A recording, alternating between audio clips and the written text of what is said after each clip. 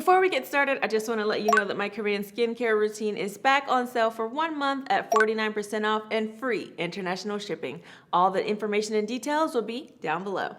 Hello Prince family, this is Megan Moon, aka 저는 미국 사람입니다. And as you know, I've been in Korea for 13 years now. And last week I made a video on stuff that I missed from America. Let's get started with part 2.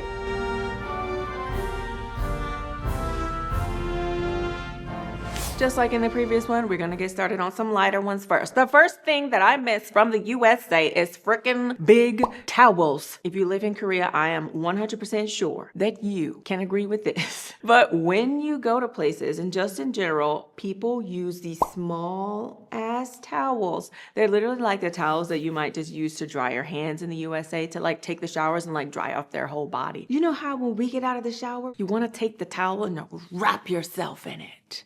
It's just so nice and warm. In Korea, a lot of people don't do that. They just have this little ass towel and then they just want to wipe off their body. So when you go to some hotels, swimming pools, to the spa, to the gym, places where you go and you have to take a shower, they only give you these little tiny towels. So I typically just bring my own. And if you do want to find big towels, they typically don't sell them like at the local marts. You might have to go to like a place that actually sells just towels to go and get like the really nice, big, luxurious ones. So when we moved into our new house, my husband actually ordered some big luxurious towels and he got, you know, the Moon family engraved on it. So sweet. But it's so funny, he doesn't use them. My husband thinks it's weird to use a big towel. He's like, just use a small one. You're just wiping your body off. And I'm like, I want to engulf myself in this towel after the shower, especially in the winter when it's kind of cold. So the next thing that I miss from the USA is definitely personal space. Just space in general. I mean, you know, I drive and parking spaces are so incredibly small that you can't actually open the door fully at all.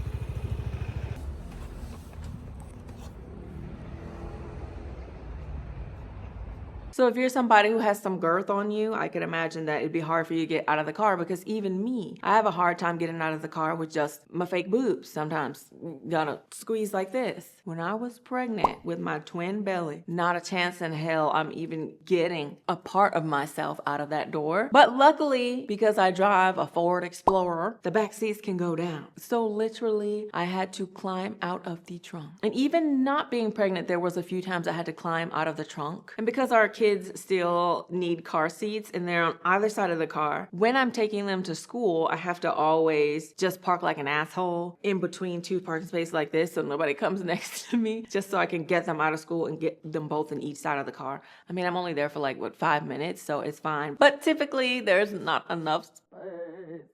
So if you're new and you don't know my skincare routine, let's go over it together. You guys know I typically use the green tea enzymatic powder wash, but recently I have switched over to the rice whip facial cleanser. Just because the green tea enzymatic cleanser, I can't put it all over my face to like really get in there and get my eye makeup off, which this one does really well. The benefits of rice water cleansing is that it evens and illuminates the skin. It also enhances the skin's elasticity and leaves the skin so smooth and soft without stripping your skin. So next I go in with my I'm From Rice Toner, and I like to apply it with my hands. I like to do 2 layers. So I'll put on 1 layer, wait for it to dry, and then put on another layer. This rice toner is great because it helps to soothe the flaky dead skin cells by creating a barrier over the skin, so it also helps to repair your skin's natural barrier. And it's excellent at bringing luster to dull skin and evening out pigmentation. Next, I go in with my freshly juiced vitamin C serum. And I've said it so many times, but vitamin C is the one thing I will put on my face every single day, even if I'm half dead and don't really feel like doing my full skincare routine. Vitamin C is such a powerful antioxidant that really helps to fight aging, fine wrinkles. It helps to improve the appearance of dark spots and acne scars. My favorite thing about it is that it really helps with enlarged pores, and literally you put it on your face at night, you wake up in the morning and your skin looks instantly better. And lastly, I go in with the vitamin E mask. I like it because it has a very pudding-like texture. It helps to brighten the skin. It helps to fight off other signs of aging, to really help give the appearance of more firm skin. And vitamin E and vitamin C, when used together,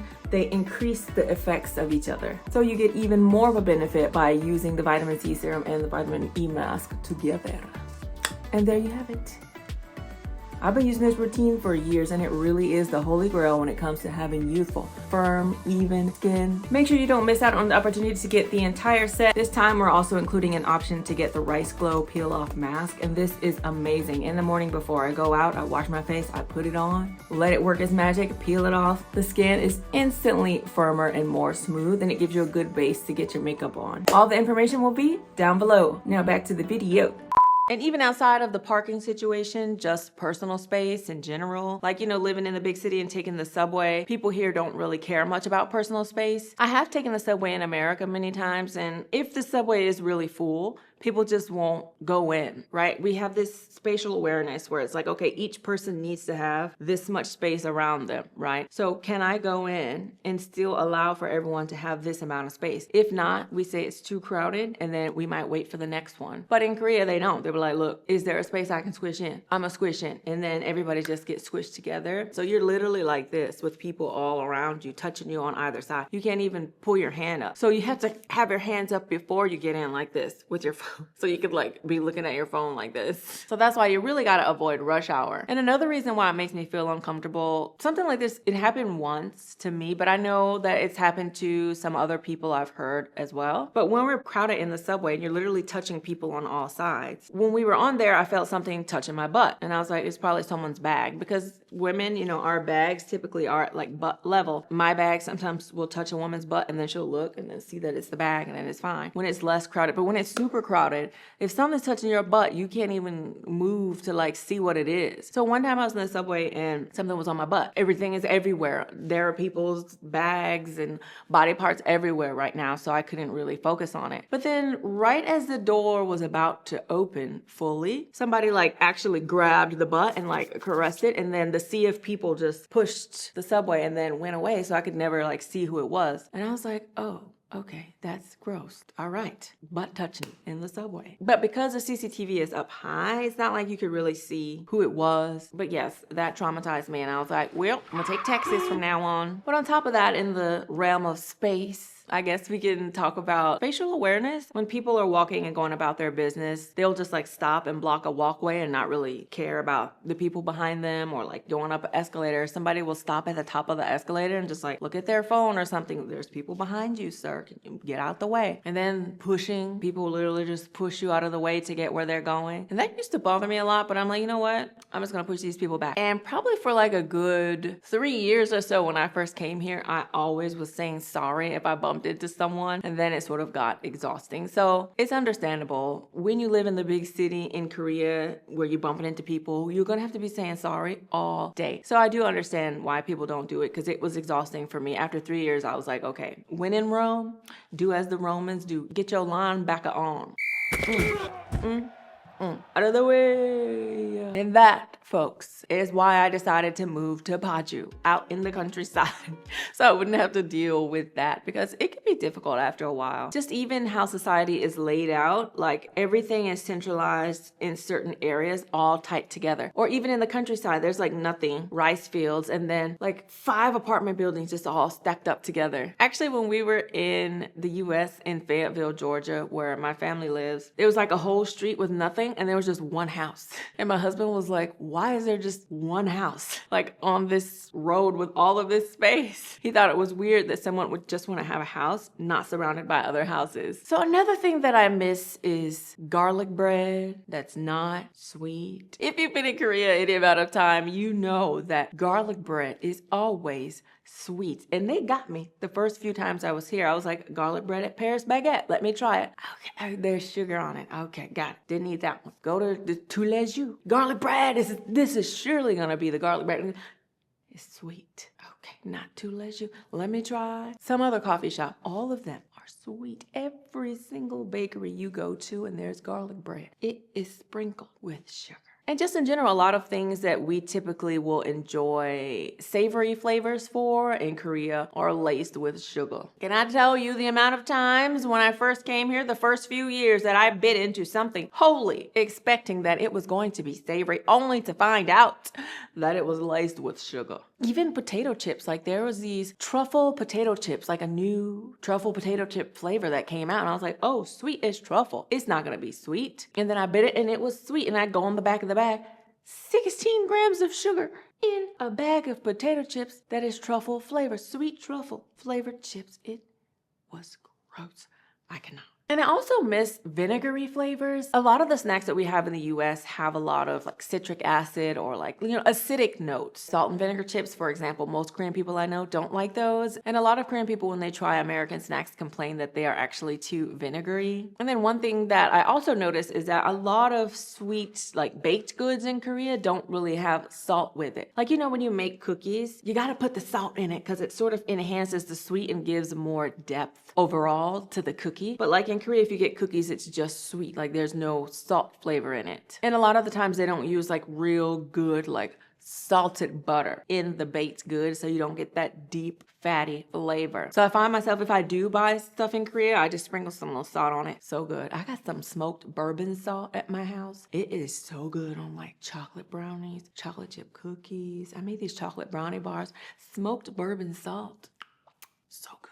And the last thing that I really miss from the USA, I would say, is more optimism. Here, I've just noticed overall, people tend to be a bit more negative about certain things. So if you bring up something with your friends, like, oh, I think I want to try this or do this, a lot of times people's first reaction will be, oh, that's too difficult, or, oh, can you do that? Or, oh, that won't work out because you need to do X, Y, or Z. Well, I do think it's nice to be realistic about certain things. I think sort of the way that people talk to you here sort of shuts you down and make you feel like you don't want to do anything at all. And I feel like just overall, there's a lot less people encouraging you to go after the things that you want to try. I think for us, if somebody says, hey, I want to get into this field of work, we'll ask questions like, oh, really? Like, what made you want to do that? Or, have you always been interested in it? I feel like we ask more questions and start up a conversation, and then we figure out why that person wants to do it. And then we listen to their plan. And then if we feel like there's a little bit of feedback, we sort of throw it in to sort of like try and help out a little bit. But I think our first reaction is just to, hey, you do you. If you think that's what you want to do with your life, go for it. But I just feel like in Korea, people are more like, instead of asking you about it and striking up conversation about it, or just like straight away, whatever they think about it.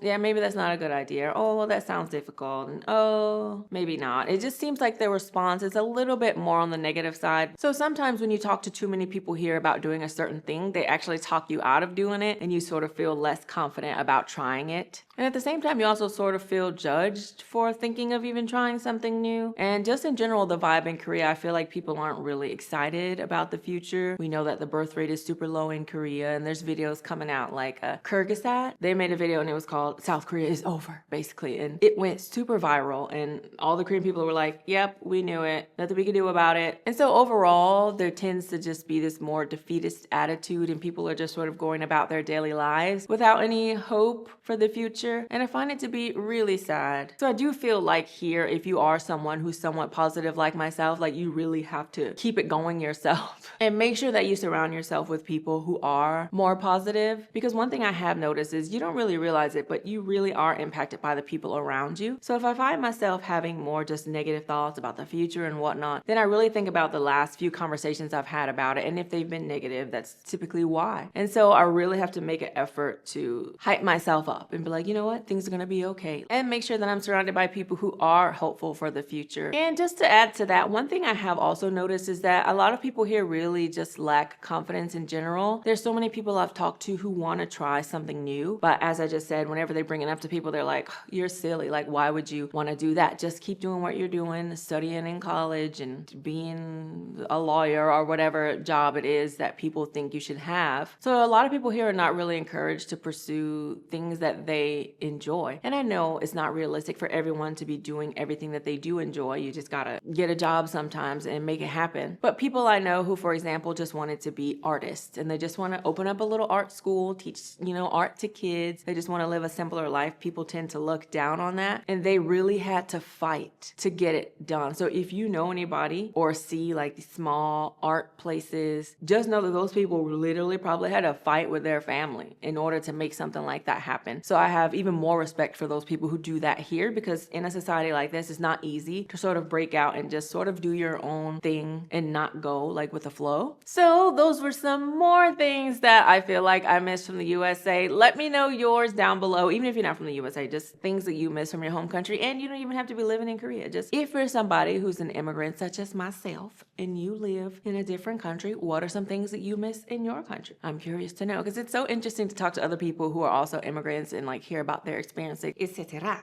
So make sure you don't miss out on the skincare routine. We won't be doing the sale again until November. It's such a great deal. And we've added some extra options where you can get the Rice Glow Peel Off Mask, which has been one of my favorite things to do, especially in the morning before I go out and put on makeup. I wash my face, put it on, and while I'm maybe getting my kids breakfast ready and whatnot, I wait for it to dry, peel it off, and the skin is so nice and soft. But this really helps to tighten the skin, minimize the pores, and really give you a good smooth base to get your makeup on for the day. All the information will be down below. So thank you so much for watching this video. If you like this video and you'd like to see more videos, please subscribe to my YouTube page, which is down below. Don't forget to follow me on Instagram, Twitter, TikTok, like me on Facebook, and I will see ya.